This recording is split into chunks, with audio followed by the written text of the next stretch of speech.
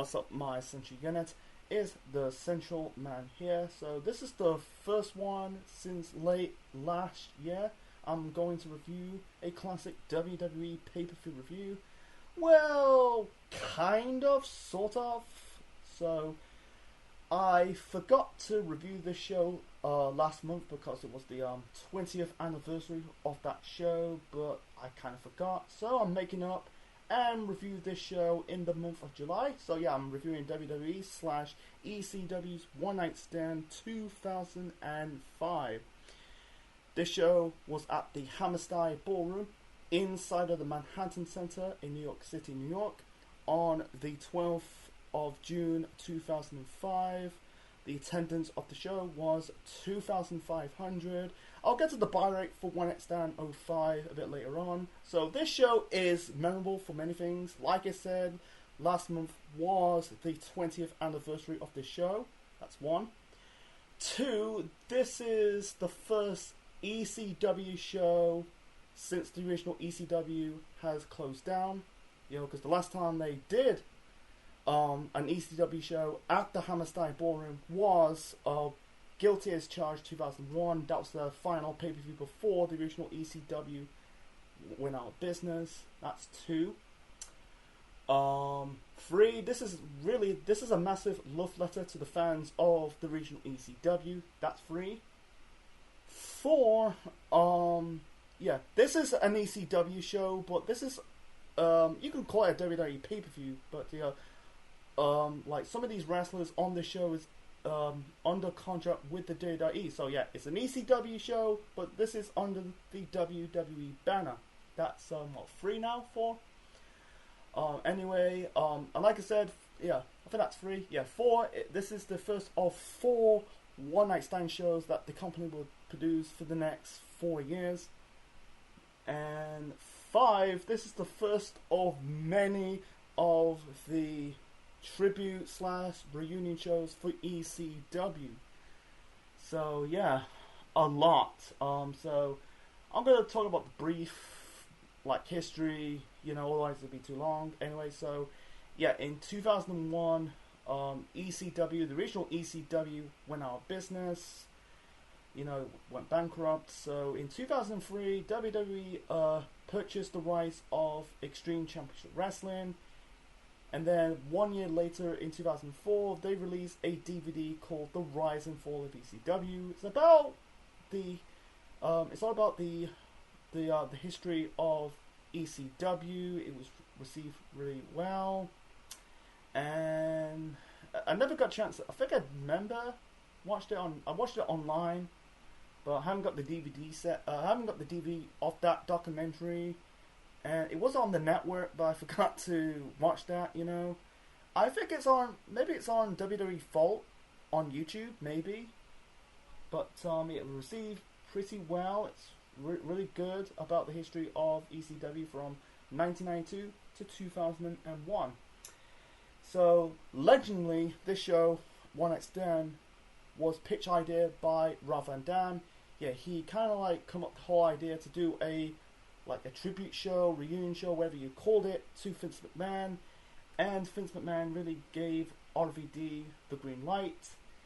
So yeah, that's part of his promo. We'll get to more of that later on in this review. So the DVD, the documentary DVD, and then for this reunion show could draw, and it did draw well. So this show drew about 325,000 pay-per-view buys.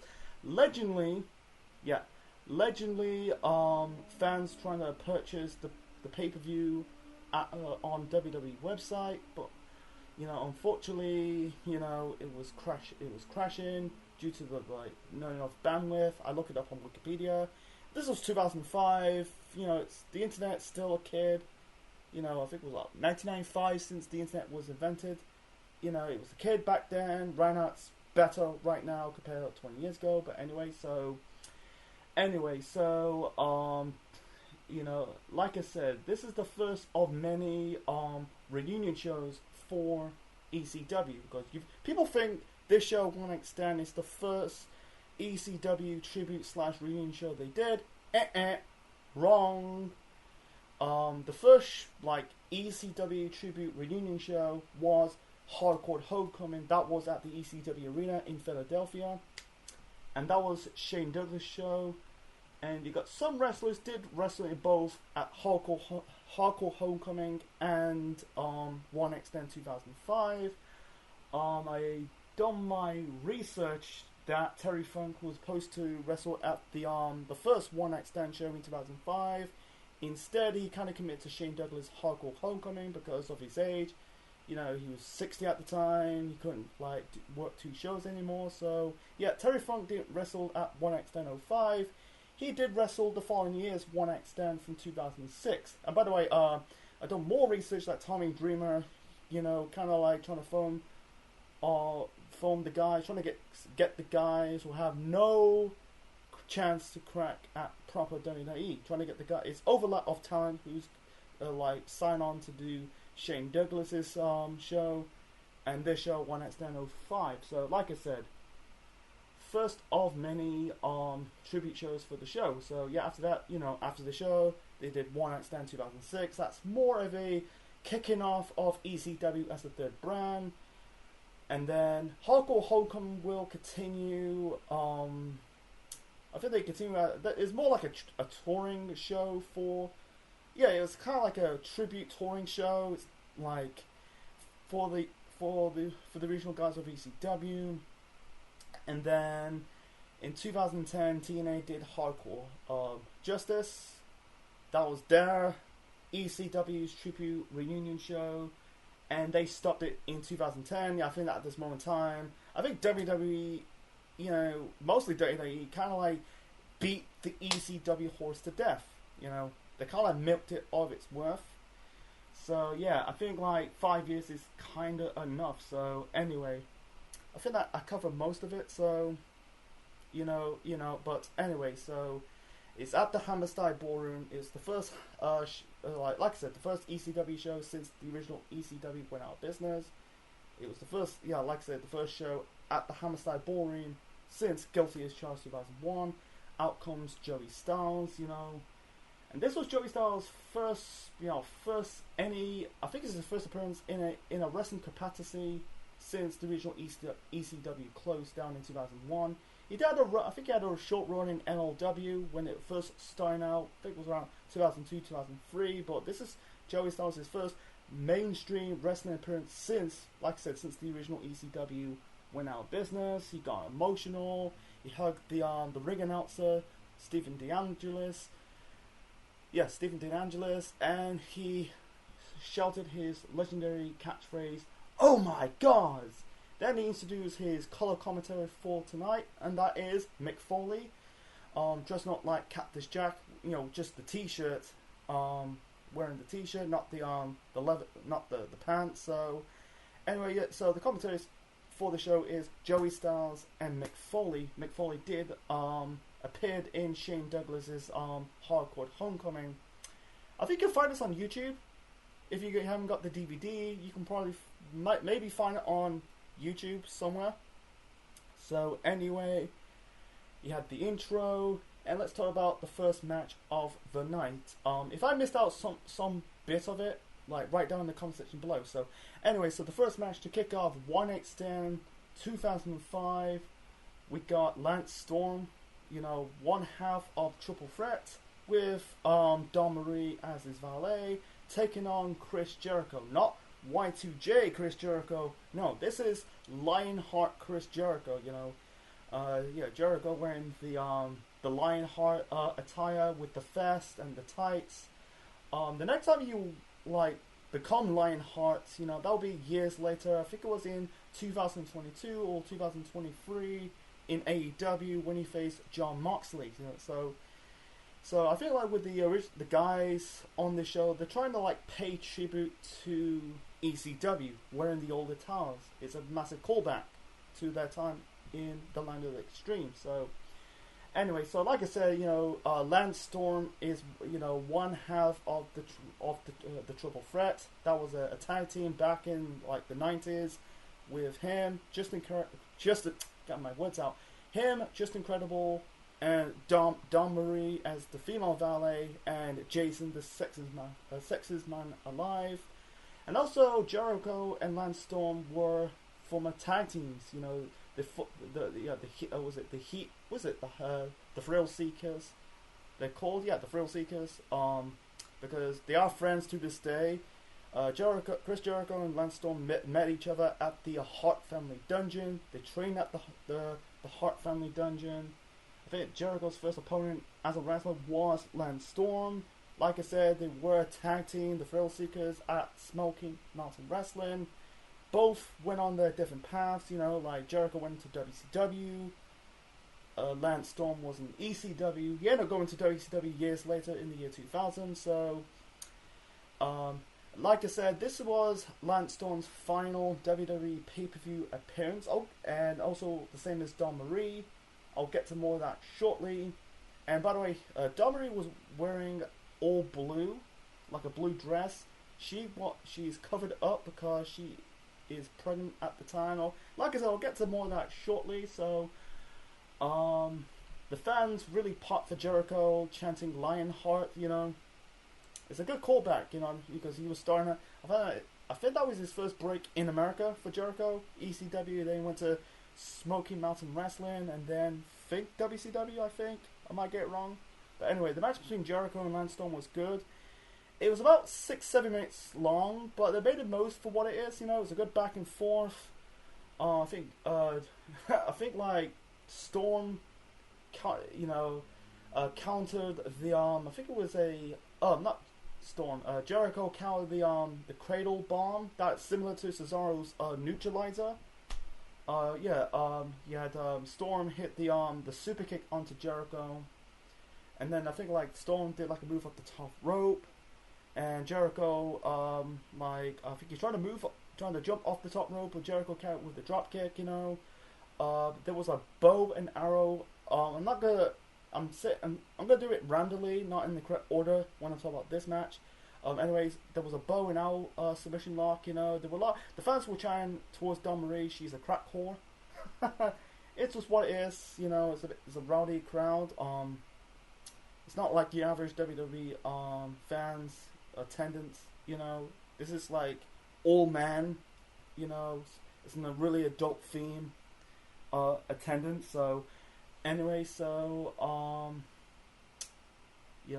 Jericho hit Storm with the Tiger Bomb.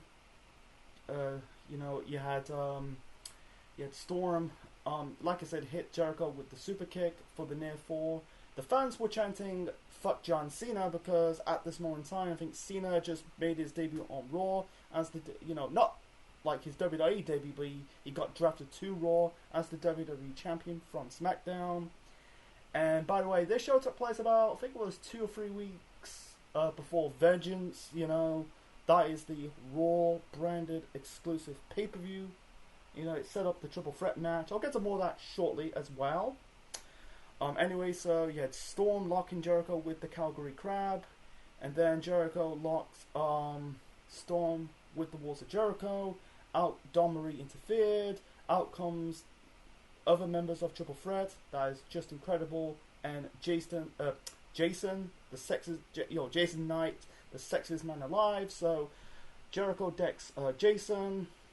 There was a roll-up attempt, you know. I think Storm countered the roll-up attempt by Jericho, pushed, and then you had just incredible smacking Jericho in the head with the candlestick. And Storm beats Jericho for the win. And then you got the Impact players did their pose, and that was it. And by the way, there is no like build or even storyline progressed into this pay-per-view because, you know, not in the nasty way, because it's not. You don't need storylines or build up to this. This is just, like I said, this is a tribute to ECW, a nod to the past, a live action highlight reel. So yeah, it didn't really affect Jericho, you know. You know, it's not like people were booing the Impact players, you know. It's not the last time we've seen them on that show. You know, Jericho ended up turning heel the next night on Raw, I think. To attack John Cena. this is really setting up the triple threat match at Vengeance, Cena, Jericho, and Christian, because at the time Cena was also starting this feud with Christian. And I think I will revisit that show, Vengeance 05, next time. But anyway, so like I said, this is Lance Storm's final WWE pay-per-view appearance. He got released months ago to because he wants to focus on his wrestling school. And the announcer is saying this is Lance Storm's final match. It's not his final match. He ended up getting released. He got released after that. Like I said, to do his wrestling school, teaching. He opened his wrestling school. He did wrestle in the Indies the next several years. I think like around a certain time period. I think it was later on in 05, maybe 06. He kind of had a cup of coffee in Ring of Honor. He wrestled. He wrestled a young Bryan Danielson, better known as Daniel Bryan, and he ended up becoming a producer in TNA. He ended up coming back to the WWE years later as a producer for the company. He got released in 2020 due to the budget cut, because it was in the middle of the pandemic. And also, this was Dawn Marie's also final WWE pay-per-view appearance. Like I said, she was pregnant. She was planning to take some time off to, go into maternity leave to prepare for the birth of her child. Yeah, like I said, WWE released it. WWE released Dawn Marie from her contract. She threatened to sue the company, but unfortunately, that was sent out of court. So I don't think she came back. Maybe. I don't know, did she came back in that Raw Reunion show in 2019? I'm not 100% sure. But, I think it was the last year. I think it was a good swan song for the Triple Threat. It was this was Justin Creditable's first WWE pay-per-view appearance for years, because he teamed up with X-Pac, in 2001. But, from X Factor. But, it was a good swan song for the Triple Threat. Then out comes Pitbull Gary Wolf. He did like a tribute. He's paying tribute to the original wrestlers of ECW who passed away after the original ECW closed its doors. Yeah, and there was a video package of the guys who lost their lives after ECW went out of business. Like I said, you had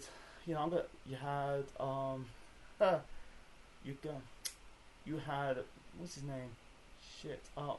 You got Rocco Rock, one half of Public Enemy, and sadly, his tag team partner Johnny Grunge passed away 1 year later. You had Terry Gordy, who kind of passed away before the original ECW passed away. Mike Lockwood, better known as Crash Holly. Mike Lozansky, the original Sheik. I think that's Sabu's uncle. You got Pitbull number 2, Anthony Durant, Big Dick Dudley, and also Chris Candido. And I think the fans will chant Chris Candido's name because he passed away a few months prior to this. I think he died in May. I think it was April or May of that year, because he wrestled at TNA's first lockdown pay-per-view. He wrestled in the opener. He injured. I think it was Sonny Siaki did like a big. I think it was a back body drop, and he kind of landed on his ankle, injured his ankle. That was a career-threatening injury. He had surgery. Unfortunately, he died of the complication of the surgery of a blood clot.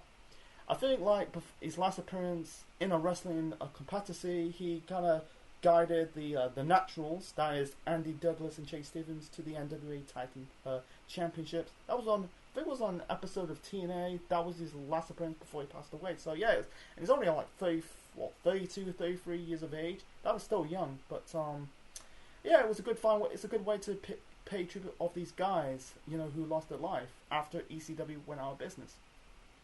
So moving on to the next match. So the next match, we got a three-way dance. We got Super Crazy taking on Little Guido, better known as Nunzio, represent the FBI. And we got the members of the FBI. We got Big Guido, carrying Lil Guido on his shoulders. You got Tracy Smothers, JT Smith, I think Tony Mamaluke. There's no Tommy Rich and Sal Graziano. And then we got Tajiri with Mikey Ritrek and the Sinister Minister, aka the Father James Mitchell, in their corner. So yeah, it's a paying homage to the three-way dance. So basically, it's a triple threat match. It's not like a normal triple threat match. It's 1-4 to the finish. If someone, it's 2 falls to the finish. So if someone pins that person eliminated, that triple threat will become a 1-on-1 match. So anyway, this match didn't got enough time, but they kind of crammed it enough. Like it was very fast paced. I think both Super Crazy and Tajiri, they had a rivalry in the final years of ECW as a company. I think it was around 99, 2000. This is before Tajiri went to the WWE. I think he went to the WWF in 2001. But anyway, so they kind of carried the bulk of this match. Guido, Nunzio, he was kind of like a persona non grata. He was kind of like the third wheel, but he had the one moment of the match for Nunzio. I feel like between Super Crazy and Guido, they traded each other submission holds, like the arm bar. It was the Fujiwara arm bar and the cross arm breaker.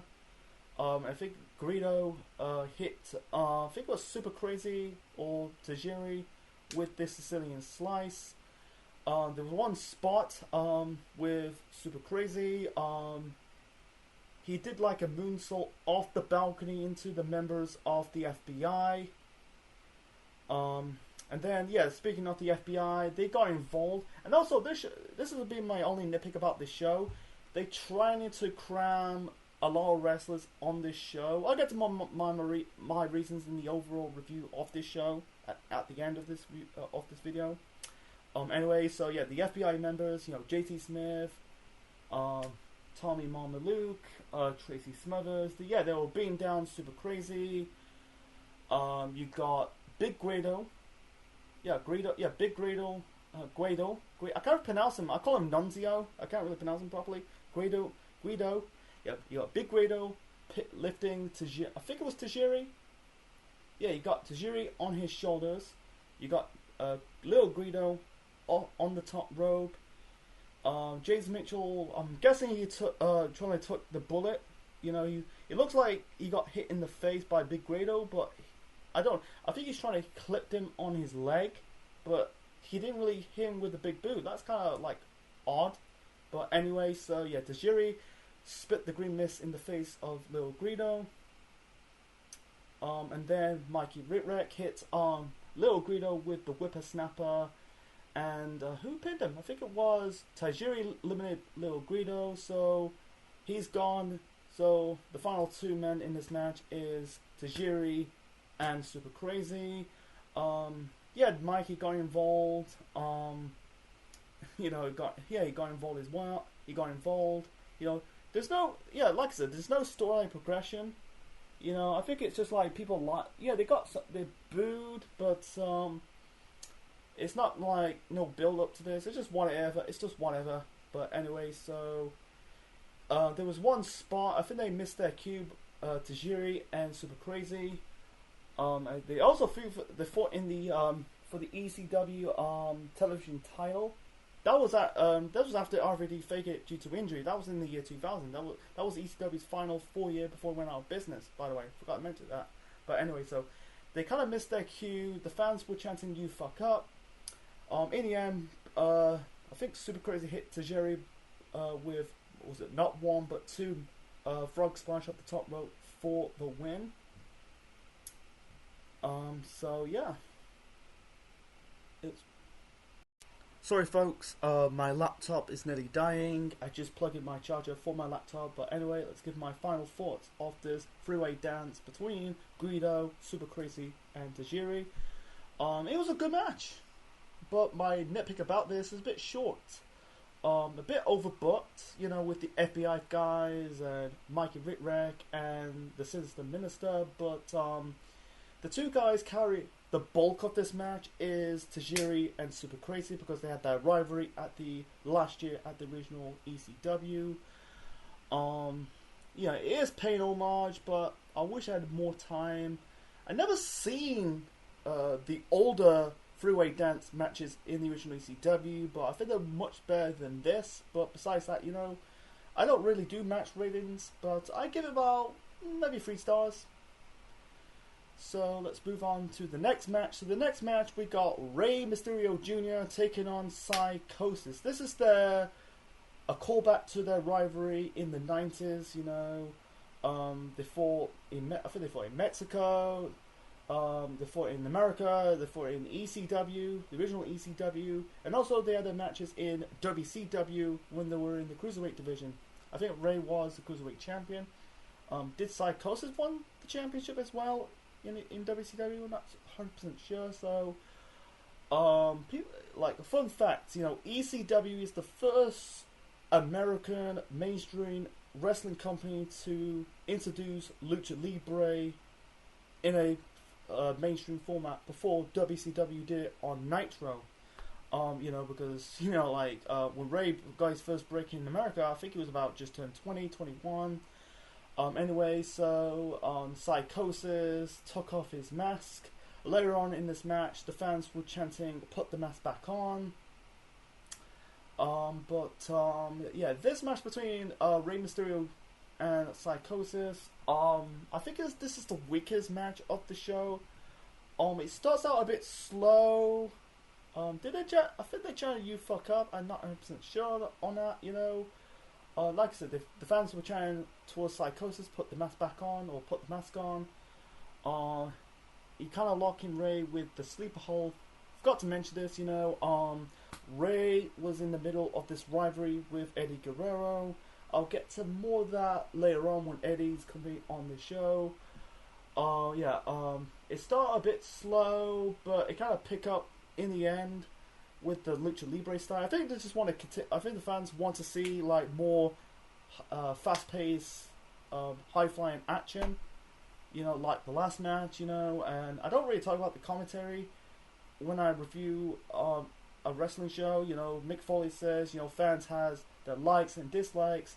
Sadly, I didn't bring Mr. Sacco. Mr. Sacco, sorry. Sacco. Same thing. I got like Bakayao Saka in the brain. But I'm going to say it again. So, yeah, Foley says, you know, fans has their likes and dislikes. Sadly, I didn't brought Mr. Sacco. Anyway, so, almost called him Super Crazy, but Psychosis hit Rey with the, what's it, like, I think it's the leg guillotine onto the guardrail, the barricade. And then, like, Rey, he was going for the drop kick. I think Rey dodged the drop kick attempt, you know. I think he was selling a little bit of his leg. He kind of charged at Rey, but he got out of the way. Psychosis like went shoulder first onto the ring post and kind of tumbled onto the barricade, onto the crowd. I think it was on this girl's lap, and then Rey did like a move off the top rope onto Psychosis. He went jump outside the ring onto the crowd. That was kind of like cool. I understand why they can't do this. It's not on the same level. They had better matches before this, you know. In the end, Rey hit the 619. The fans boo when Rey hit the 619, but cheered when Rey hit the West Coast Pop for the win. I don't know why. Like, maybe, I think Rey, I don't know why. I don't want to get in detail, but I think they had better matches, you know. They kind of make up after this, you know, with, like I said, with Psychosis, leg drop, and then Rey did like that move off the top rope. I think it did some kind of splash. He jumped and leaped into the crowd, like over the barricade, you know, the metal barricade. That was cool, but besides that, I think this is the weakest match of the night. Rey, yeah, the boo Rey. They didn't boo him out of the building like John Cena at the following year's One Night Stand. I don't know. Maybe like I think Rey's more appealing to the kids. You know, this probably, yeah, you got one, yeah, adults like Rey Mysterio. I think he's more for the kids. You know, I don't know. I don't know why they hate Rey. It's just what it is. You know, so anyway, out here comes the SmackDown anti-ECW Crusaders. So yeah, like I said, there's been any build up for the matches on the show. This is more between ECW and Big Bad WWE. So I get, you know, they're kind of like protesting of the the revival of ECW. They say it's extreme crappy wrestling. So what they're going to do is just watch the show in protest. You're just not doing anything. You're just giving them more money, you know. But anyway, so represent the SmackDown anti-ECW Crusaders. We got Kurt Angle, we got JBL and the Cabinet, Carlito and Matt Morgan, and then you got like another ECW memorable video package. Then we got Joel Gertner.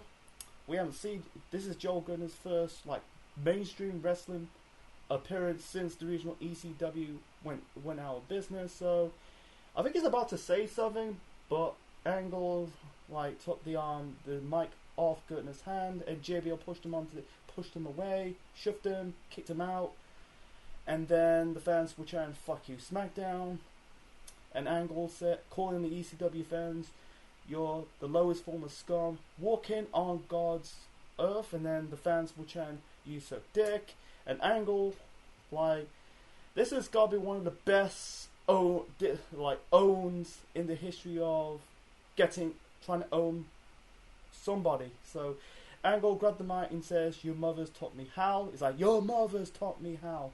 It explained that he left last time he attended an ECW show. He left halfway because he sucked. And the reason why he said that, because in 1996, you know, this was the year after Kurt Angle won the gold medal at the Olympic Games in Atlanta. He attended the ECW show. I think it was Hardcore TV. He had this ring interaction with Taz. You know, they kind of shake hands. You know, and then on that same show, you had Raven crucified the Sandman, and Kurt Angle's really offended of this angle with, you know, Raven crucified the Sandman, you know, because he's a very religious man.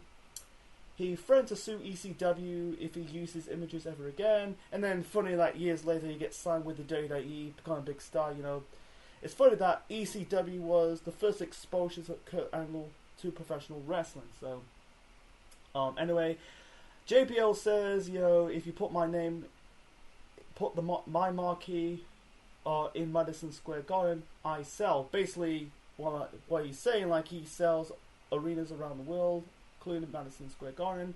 This bingo hall barely sells. You know, he said about if you're sitting next to if you're looking at your computer between your porn site in your mom's house and complain. So like, I can't remember what it say. It said, "You're ECW. You chat to your buddies. I'm hardcore." You know, he said like, none of you are in my level. It's gonna piss you son of you bitch off. You know, and then out comes RVD with Bill Afonso. Like, RVD's wearing like a knee brace, and he bandaged up his leg because he's still recovering from knee surgery. Anyway, so sorry about the JBL thing. It's hot. It's been a few days. It's been a week since I last watched the show. You know, let me refer that. You know, he's just basically said, you know, like, if you go on your computer between your porn site, in your mummy house, and chat to your buddy, says, "I'm hardcore." You know, he said like, "Hey fat boy, you're hardcore. You know, you're on my level." Blah blah blah. You know, so I like JBL. It's a good promo, but it's a bit rambling. But it's just what it is, man. Try to get his point across. Anyway, so RVD, you know, grabbed the mics. He greatly shut down the SmackDown anti-ECW Crusaders. Says, "You just suck up the credit that's got nothing to do with you."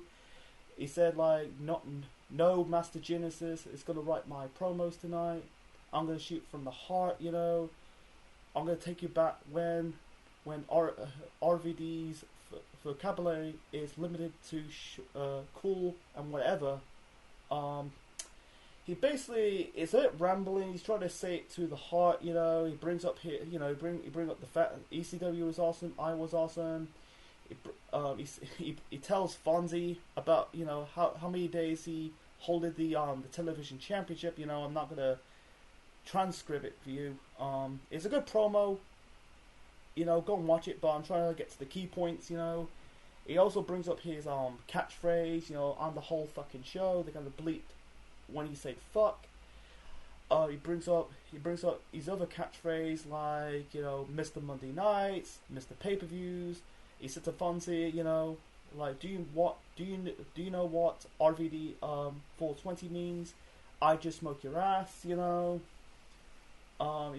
brings up when he pitched the whole idea for the show to Vince McMahon.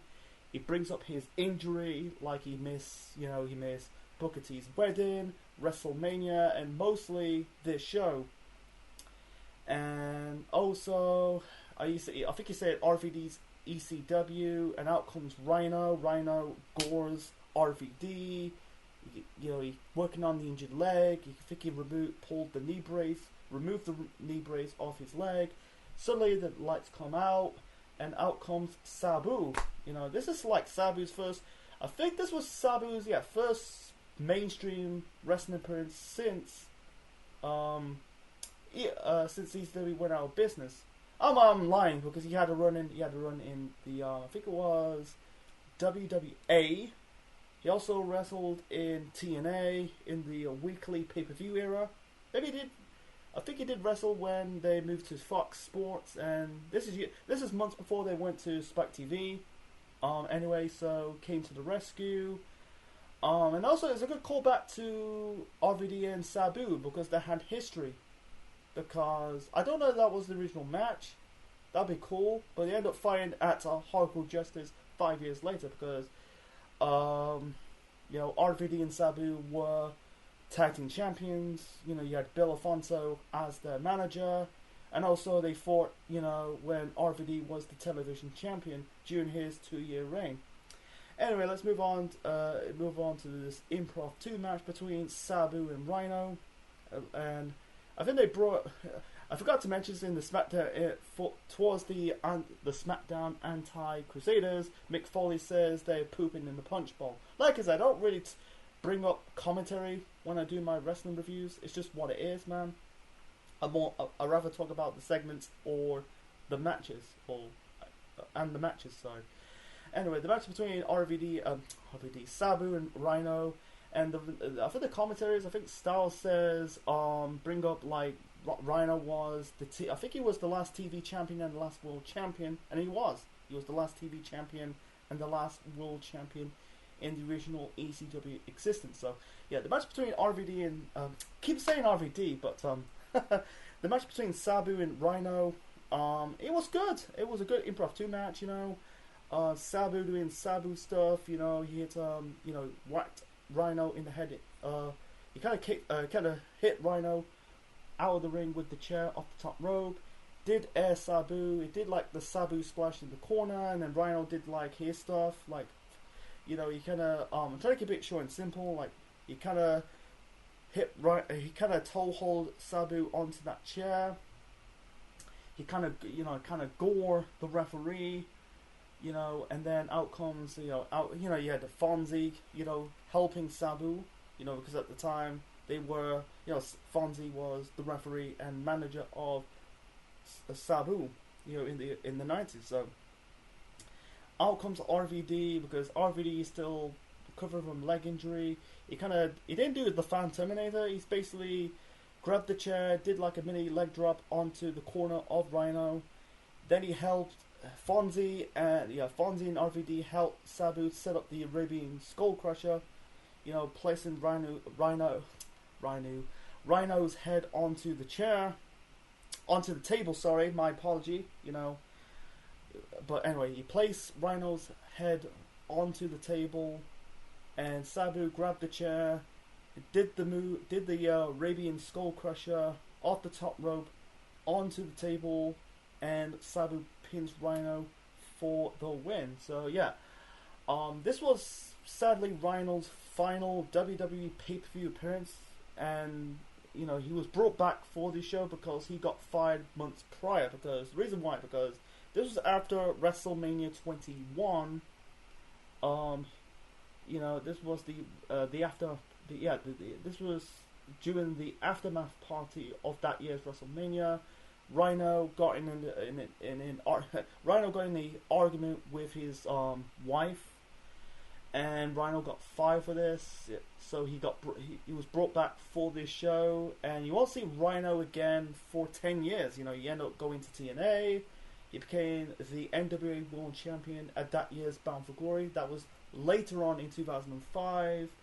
He had a run in the Indies. Did he have a run in politics?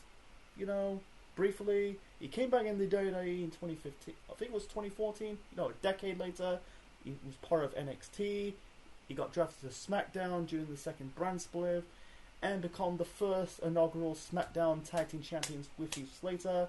They did tag along years later in Impact Wrestling / TNA. So yeah, for Rhino, it's a good swan song.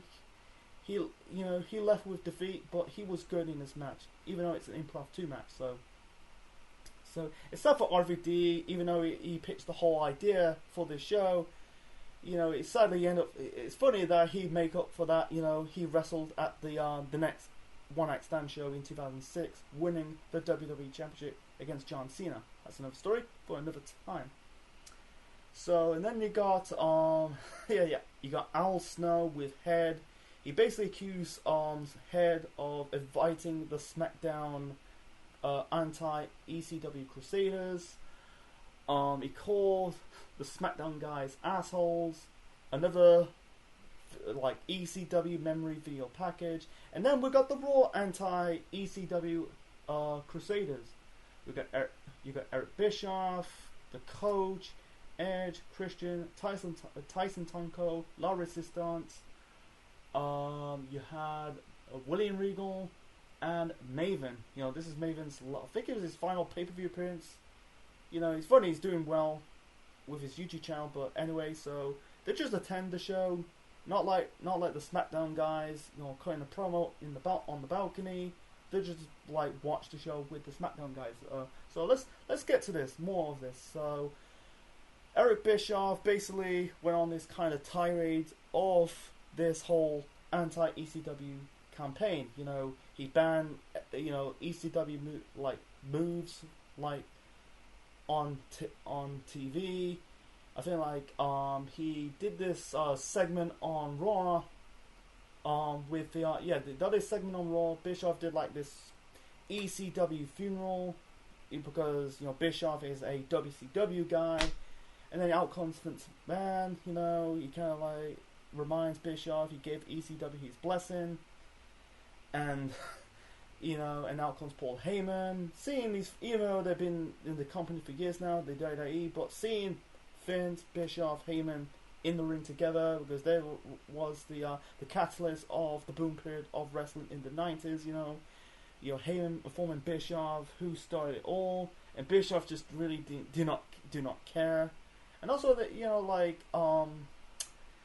you know, it's really they're trying to like put over the ECW guys as the baby faces, and they are basically heels into this. You know, I think Regal Regal was a tag team with Tajiri, and he turned on Tajiri to be part of the Raw anti-ECW Crusaders. So I think it's for the best. Regal is just falling flat as a babyface, you know. But anyway, let's move on to the next match. So the next match we got we got Chris Benoit taking on Eddie Guerrero. Anyway, so that was cool. By the way, you know, you got this segment on Raw with the Raw guys. I think the Raw anti-ECW Crusaders battling the ECW guys that were wearing black T-shirts. You know, it's a way to promote One Night Stand on Raw. You know. Anyway, so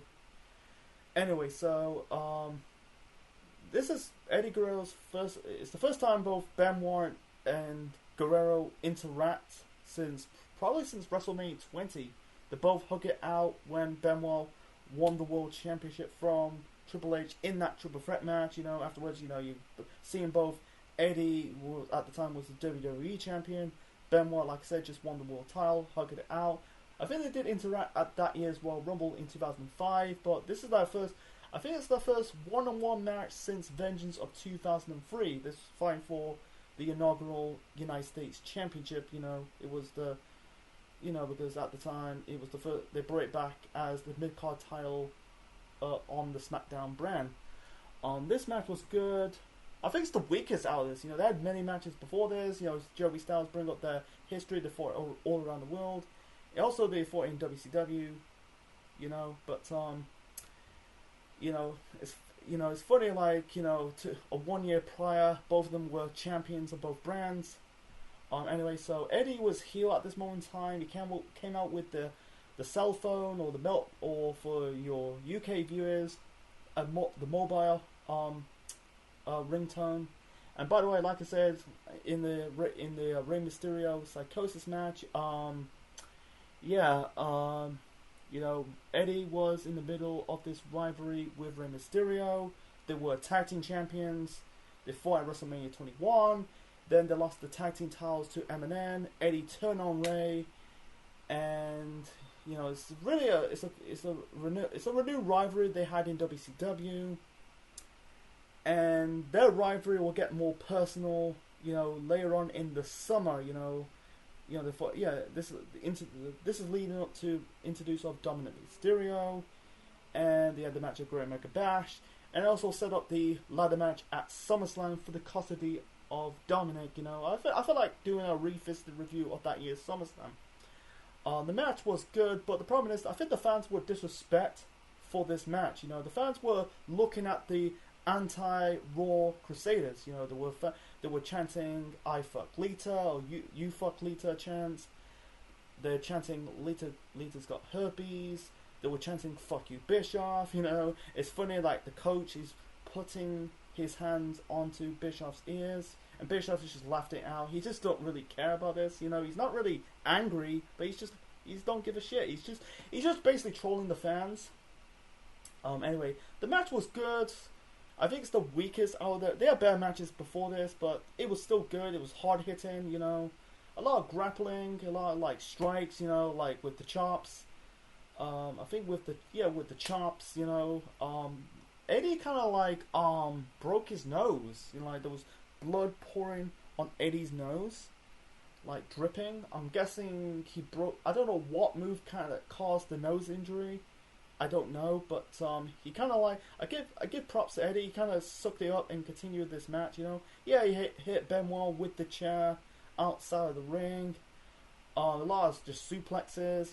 Not really that tactical, but it's I think it's just the dumb. It's they are kind of like one of the best techno wrestlers of all time.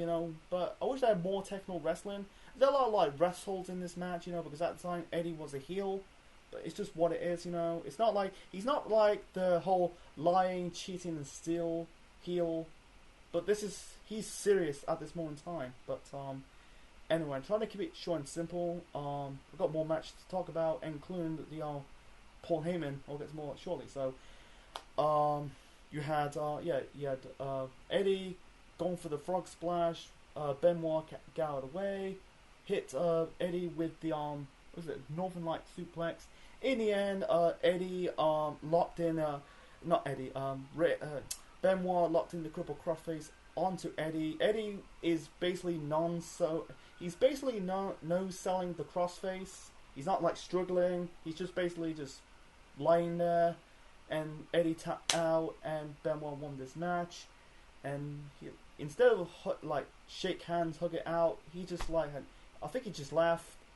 And allegedly Eddie was pissed off about the finish and the fans. I felt sorry for the fans. It was a really good match. There's more focus on the anti-Raw Crusaders. And also the chant of "You fuck Lita." Lita's got herpes, because at the time the whole thing was the whole love triangle's affair storyline, not storyline, but the whole thing between Edge, Matt Hardy, and Lita was still fresh in people's minds. I'll get to more of that later on. So I think it's the weakest match of their series of matches they had in the 90s and going into in the early 2000s in WCW. They had matches all around the world. They started out in America, but it was good, but not. I think better. I prefer their Vengeance match in '03 than their match at One Night Stand in 2005. And this is gonna be a lot of bummer for this. In a few months, in just about 4 months in 4 months' time. Oh shit! You're not gonna see Eddie Guerrero ever again. It's sad, even though the Benoit stuff, 2 years later, is gonna be more messed up. Knowing that you're gonna lose one good wrestler, and then suddenly you're gonna lose both those guys. Anyway, and out comes Joel Gertner. Wow, Joel Gertner. He basically he kind of asked Eric Bischoff to give him a job. And Bischoff, I can't laugh. He was spitting. He did a spit take. Gertner grabbed like a resume, or in the UK we call it a CV, but yeah, in America they call it a resume and a videotape. And then Bischoff just said, he kind of shouted towards Joel Gertner, "Hell no, I will not hire you. You're just a scab, a wannabe." He kind of pulled himself over, says, I'm the general manager of the most prestigious company in sports entertainment, Monday Night Raw. It's basically very into the WWE. He said to the fans, he kind of says, I don't want to catch you scabs attending future Raw events. ECW sucks. He kind of I think he threw beer towards Joel Gertner's face, and that was it.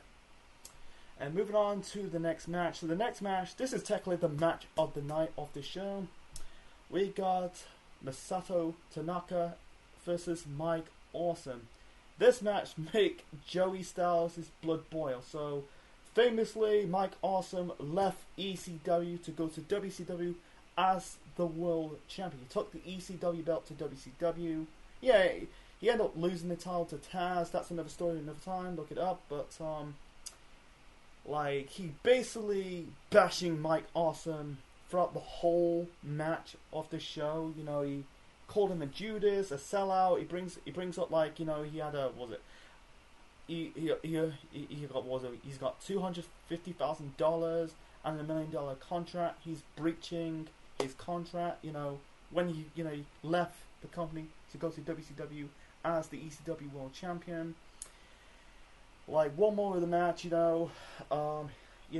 Awesome did the suicide dive, and Joey Styles, in the history of, he kind of say it in a awkward hindsight, in a predictable hindsight, says, a suicide dive with Awesome.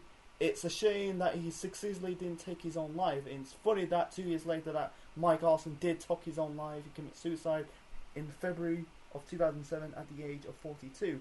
Anyway, it was a hard-hitting match because it is a callback, callback to their rivalry. They fought in Japan. They fought in the original ECW. They fought when Mike Awesome was the ECW World Champion.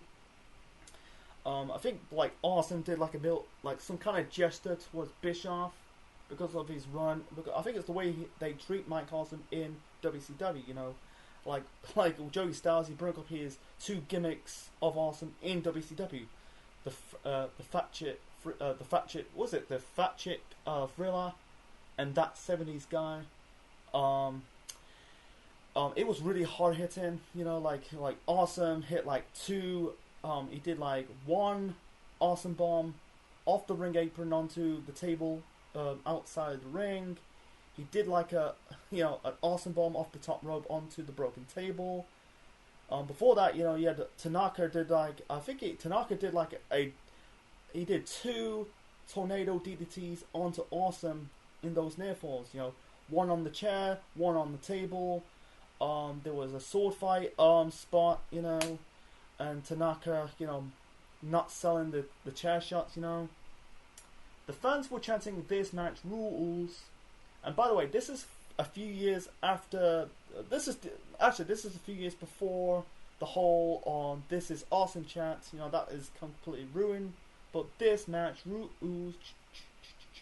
it's not really caught on. Then "This is awesome." Masada and Tanaka and Mike Awesome. Really good chemistry.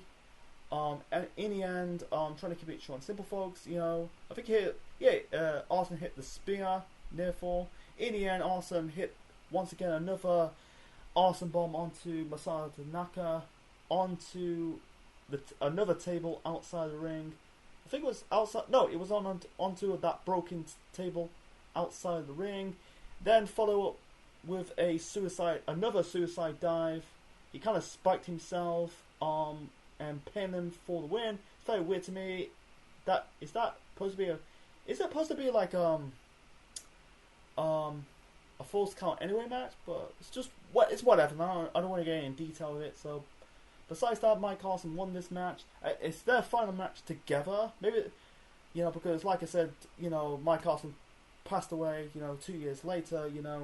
I think it's a good swan song for Mike Awesome because he was in WWE. Briefly, I think it was during the Evasion storyline, but he got released, and they brought him back for this show. It's a good swan song, and they told they're really good. I think this match of the night is hard hitting. It's a fucking war. They told a good story, and I've actually watched this match. Masato Tanaka versus Mike Awesome is a really good match. And then we got out comes Paul Heyman. Heyman took a backseat, after, he didn't really left the company. I think it was in OVW for a bit, for a cup of coffee, He came back, for this show. He was wearing his leather jacket, his ECW baseball cap, his headphones, and his backstage pass. He almost broke character. He got really emotional, but he said, I'm not crying. He said him and RVD smoked some joint backstage. He kind of he thanks the fans, he thanks the production team, and also thanks Todd Gordon, to give him a chance. Then he goes towards the ECW Anti-Crusaders, towards Eric Bischoff. He says, this is not Paul Heyman at a WCW pay-per-view, this is my house, bitch. And then Bischoff just smiled, give Heyman the middle finger. He's just basically trolling. He don't really care. Towards Edge, he said, he said, hide your wives. And I think he said I got 2 words for you. Basically 3 words. Matt freaking Hardy. Edge did the spit take. Because at the time, the whole Matt Hardy, Edge, Lita thing was still fresh in people's minds. Towards JBL, he said JBL did the check bounce gesture, Ryan the check bounce, and he said to JBL, the only reason why you were WWE champion for 1 year because Triple H doesn't work on Tuesdays, and JBL did the coming to you, Elizabeth, the heart attack gesture. They're not really laughing. I think they're kinda in with it, totally with it, what's the word? I think they're kind of into it. I think they're kind of they're not really mad. I think they're kind of actually, I'm gonna move on, man. Always, it's God, I got the word. I got the fucking word. I think it's I think they're in with it with this promo. This is a wet shoot promo. They're not really. I don't think they'll want to get mad. I think they're just laughing it out. They're kind of laughing it out of it. They don't really care. But I wish Heyman's pro words had more bite to it. I think with Edge, like I said, it's just the whole thing was so fresh. That was kind of funny saying 3 words, Matt freaking Hardy, and Heyman kind of end his promo says, This is not WCW. This is not Monday Night Raw, SmackDown, WWE. This is ECW, and then he left. And it was a good promo for Paul Heyman. I think it's famous. I think Kurt Angle's saying your mother's taught me how, and this promo saying Matt freaking Hardy is the famous moments of this show. So moving on to the main event. The main event we got the Dudleys taking on Tommy Dreamer and the Sandman. And this is the Dudleys' final WWE pay-per-view appearance for 10 years before they end up going to TNA. They become multiple tag team champions with the company, including they were IWGP champions, tag team champions, because at the time TNA were a working relationship with New Japan. But anyway, so it came back a decade later, feuding with the New Day and the Wyatts. So anyway, so they're wearing the tie-dye t-shirts. They haven't worn that since the first few months in their first run in the company. So anyway, before this match started, the Sandman came out with the long entrance, through the crowd. Out comes the BWO, that is Stevie Richards, Nova, the future Simon Dean, and the Blue Meanie. They cut a promo, says, people talk about invasions, people talk about Crusaders. It's not a hardcore invasion without the BWO. He's got 3 words for you. We're taking over. And then you got the BWO and the Dudleys beating down Tommy Dreamer and the Sandman. Out comes Kid Cash, trying to came to the rescue. He got thrown out of the ring, and then we got Axel Rotten and Balls Mahoney, and that is the hardcore chair swinging freaks. Like I said, Axel Rotten and Balls Mahoney. They came to the rescue, beating down the BWO. Then Kid Cash came to the ring, did a really good springboard plancher off the top rope and onto the crowd in the entranceway. That was sick. And then move on and kick off the actual match between Dreamer and the Sandman taking on the Dudleys. I got it the second best match of the night. I think the match of the night has to be Masato Tanaka versus Mike Awesome. This match was awesome, man. It was a war. I think like I said, there's no, they're kind of like into this, Yeah, I'm trying to. They're kind of into this, They're kind of they show their respects before this match. They did the fist bumps. Dreamer, Sandman, fist bump the Dudleys. It was a war, fucking war, man. They hit each other with candlesticks, road signs. They use a cheese grater, like your Bubba Ray kind of cheese grate Tommy Dreamer's face, and then Dreamer got his own back on Bubba Ray using the same cheese grater. I felt like one more in the match, you kind of like Bubba kind of wiping the blood off Dreamer's head and wipe it on his own face. There was like this crappy looking ladder, sorry. A crappy looking ladder. It's a bit wobbly. It's not like the typical ladders you see in the normal WWE programming. They kind of use it, like Sandman did it on, I think it was on Devon or Bubba Ray. I think he hit like the Rolling Rock senton off the top rope. I think it was on Bubba Ray on Devon. I'm not too sure. I think one of the Dudleys hit like a frog splash. I think it was on Dreamer or Sandman. Anyway, so Sandman hit the Dudleys with the candlesticks. They did the Dreamer and Sandman locking the figure 4 leg lock onto the Dudleys. That the fans did the woo, the Ric Flair woos. This shows a WCW an ECW show. But anyway, out comes the triple threats.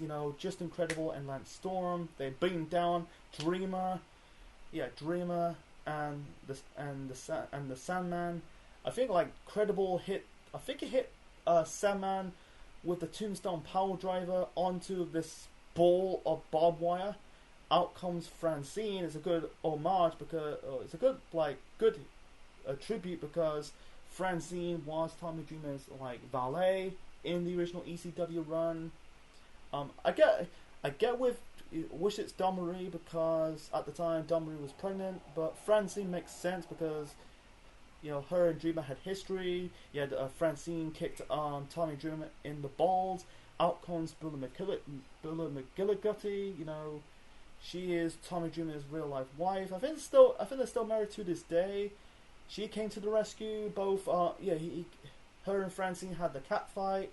Then Bula McGillicuddy counter the attack by the triple threat, you know.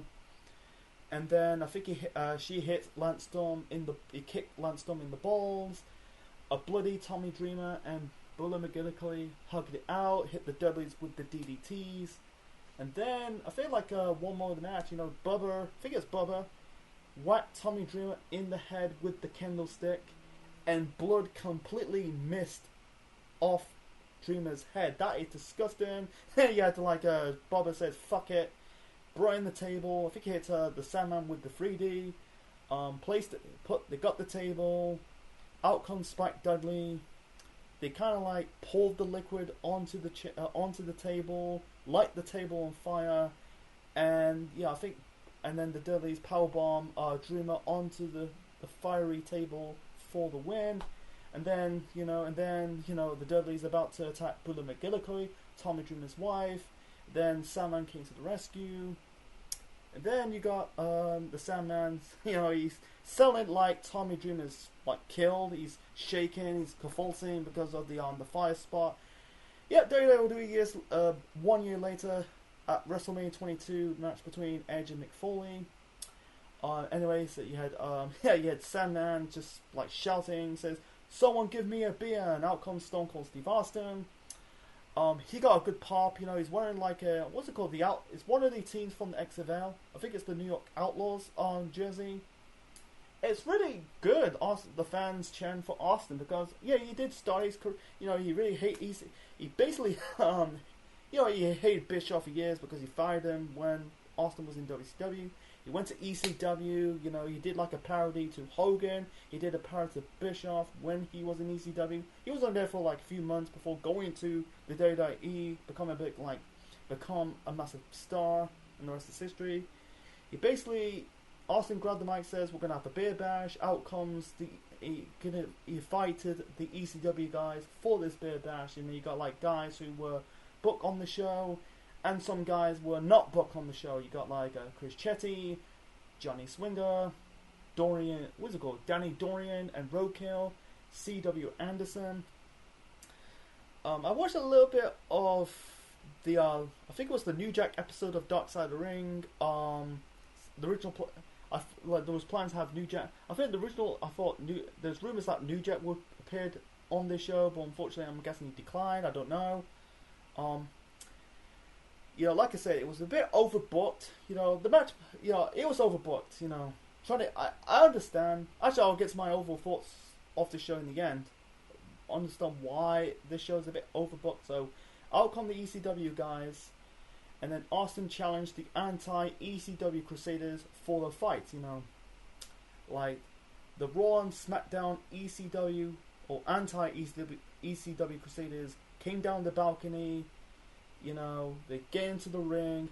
Bischoff, joined Foley and Styles on commentary. And then, suddenly, the fans chanting, "We want Taz." And we got Taz. And Joey Styles bring up, this is Taz with 1Z. And looking at Kurt Angle, got that intimidating look of Taz. Because the build-up to this on SmackDown, before the show, that, you had Angle attack Taz because he's not joining the whole ECW anti-Crusaders. So, you had Angle attack Taz, and it's a good callback, because Taz's first match in the company, talk about WWE, WWF/WWE, was Kurt Angle. It was at the Royal Rumble at Madison Square Garden. It's a good reference of Taz's first match in the company. This is old school Taz, and Bischoff, they start this fight, Let's get to that actual fight. So, Taz and Angle started this brawl between the anti-ECW Crusaders and the ECW guys. Famously, JBL sucker punched the Blue Meanie, with shoot punches. They end up patch things up in real life later on, years after this, And then you got Bischoff, Foley, and Styles. They kind of argue on commentary. They got a bit of a slagging match, when Taz about to enter this ring, You said, like Bischoff says, we got new school Raw, new school Raw, new school SmackDown. Quit living in the past. And Joey Styles with one good line towards Bischoff. He says, "You're the worst goddamn play-by-play man I ever heard. If you didn't run that company," referring to WCW, you never had a freaking headset. That was good diss by Joey Styles on Bischoff. The anti-ECW Crusaders lost. I think the Dudleys pulled JBL out of the ring.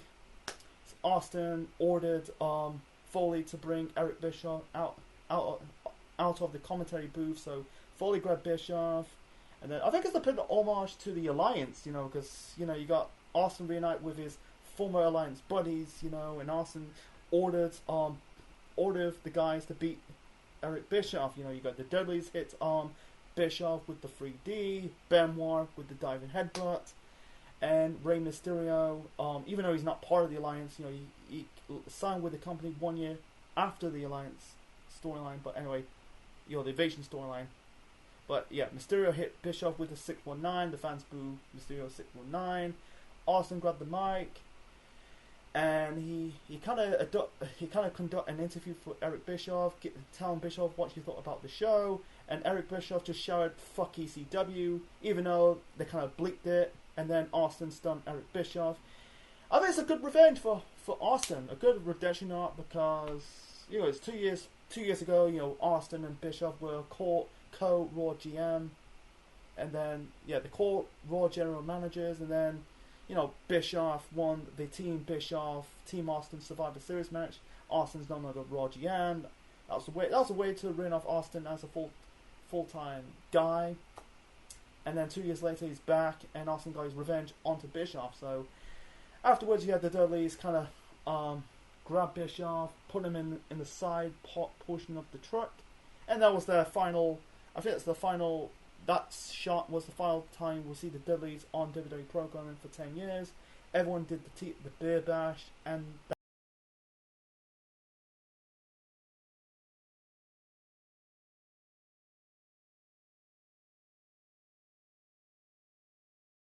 my overall rating of 1X10 2005 is a 10 out of 10. Wow. This is not just the best WWE pay-per-view of 2005. This has got to be one of the best wrestling pay-per-views of 2005. This was really good. They nailed it home of doing this ECW reunion / tribute show. Even though this show is under the WWE banner with its budget and the production, they hit all cylinders. Doing it at the Hammerstein Ballroom. I think it's the first ECW show since the original ECW went out of business. Bringing the old referees, the ring announcer, Joey Styles on commentary. Some of the wrestlers paying homage of what is ECW all about. The only thing I put in the bad, nothing in the okay, but the only thing I slightly put in the bad is I think the show was a little bit overbooked.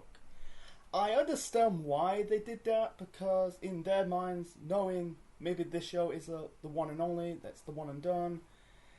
In hindsight, they'll continue to do 1X10 for the next several years, and then 1X10 became Extreme Rules, I think it was a really good show. I feel like I really enjoyed the matches on the card. Some matches I'm not saying are 4 or 5 star classics, but about like in that 3 or 4 star point. The opener, Jericho, Lance Storm, the Freeway Dance, Mysterio versus Psychosis, even though it was the weaker of the series of matches they had in the past.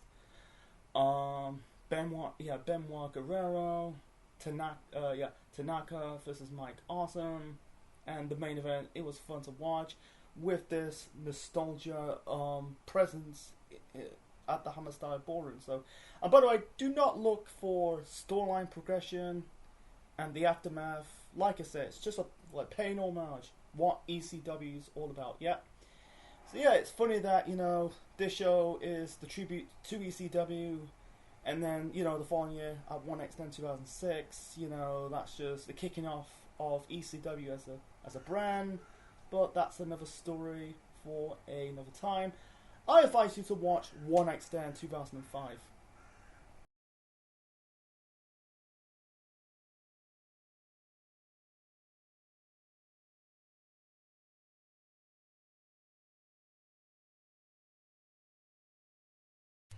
So, what's your thoughts on One Night Stand 2005 and this review? Please leave your thoughts in the comment section below, smash like button, click the like, click the bell, subscribe to Central Man Sports, and subscribe to this channel, Central Man Network, for more wrestling videos and more. And this is the Central Man officially signing out. Check you later.